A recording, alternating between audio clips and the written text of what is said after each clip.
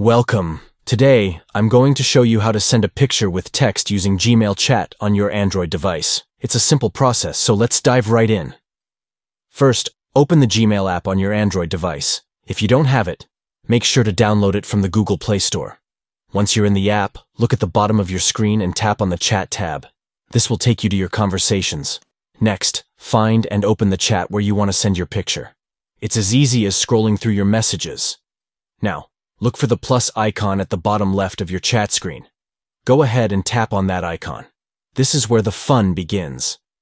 After tapping the plus icon, select Photos from the menu that appears. You'll then see an option for your gallery, which allows you to choose the picture you want to send.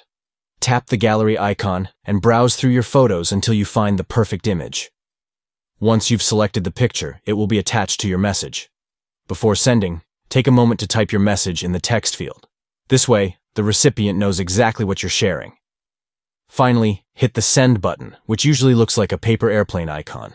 And just like that, your picture and message are on their way. Thanks for watching, and happy chatting.